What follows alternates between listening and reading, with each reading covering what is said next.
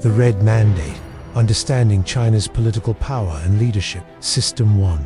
Overview of China's political system. China is a one-party socialist state ruled by the Chinese Communist Party. Unlike liberal democracies where power is separated among institutions, China operates under the principle of democratic centralism, a Leninist concept whereby all decisions are made through central consensus and must be strictly followed by lower levels. The system is built on three interlocking pillars: the party CCP, the state government administration, the military People's Liberation Army. The party sits above all, controlling appointments, policy direction, ideology, and discipline. 2.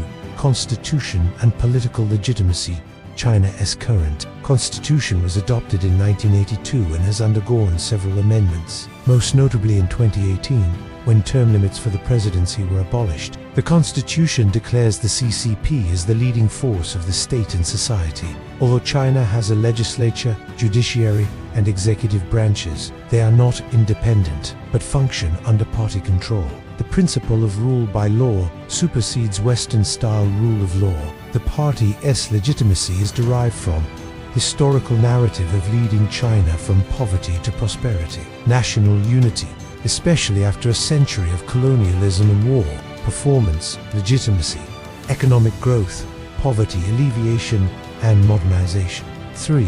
The Chinese Communist Party, founded in 1921. The CCP began as a Marxist revolutionary force and became the ruling party in 1949 after winning the Civil War. Today, with over 98 million members, it is the largest political organization in the world. The CCP has its own internal constitution, structures, and disciplinary mechanisms. It recruits from across society, including students, professionals, and workers, often selecting promising individuals for leadership grooming. Key bodies within the CCP. National Party Congress, held every 5 years, with approximately 2,300 delegates. Central Committee, 370 full and alternate members. Politburo, 24 top leaders. Politburo Standing Committee, 7 members who serve as the ruling elite. General Secretary, head of the CCP and most powerful person in China. The CCP controls appointments of all government and judicial officials, the media, propaganda, education, and civil society. Military command via the Central Military Commission. 4. Top leadership roles in China. Political power is highly centralized. The following 3 titles are typically held by the same person. Currently, Xi Jinping, General Secretary of the CCP, core of the party and de facto top leader. President of the People's Republic of China, head of state, largely ceremonial but symbolically important. Chairman of the Central Military Commission's CMC, Commander-in-Chief of the Armed Forces. This triple title arrangement gives the General Secretary control over party, state, and military, forming a modern political trinity. Current top leaders 2024. Xi Jinping, General Secretary. President, Chairman of the CMC Li Kong. Premier of the State Council. Zhao Leji, Chairman of the National People's Congress. Wang Huning, Chairman of the Chinese People's Political Consultative Conference. C5. The state apparatus. While the CCP rules, the state governs. The state includes all governmental institutions, organized hierarchically under the CCP's watch. Key institutions include State Council, executive body led by the Premier, oversees ministries and commissions. National People's Congress, China's legislature, constitutionally the highest organ of state power but largely symbolic, usually ratifying party decisions. Supreme People's Court and Supreme People's Procuratorate, top judicial and prosecutorial board, both reporting to the MPC and ultimately the party.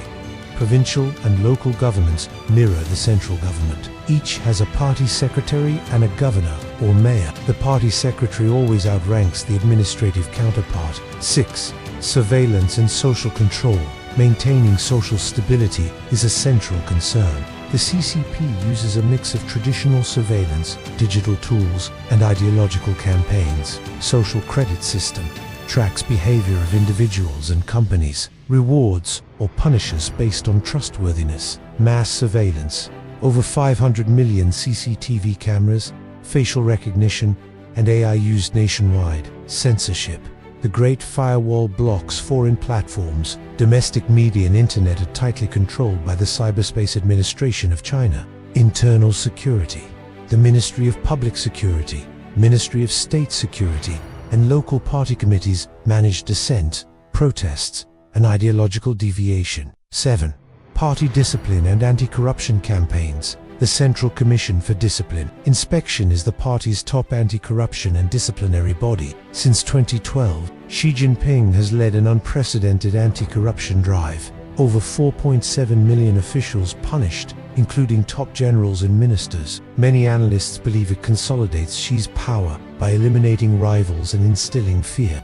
The campaign is popular domestically and helps legitimize the CCP's moral authority. 8. The military. People's Liberation Army. The PLA is not a national military. It is the party's armed wing.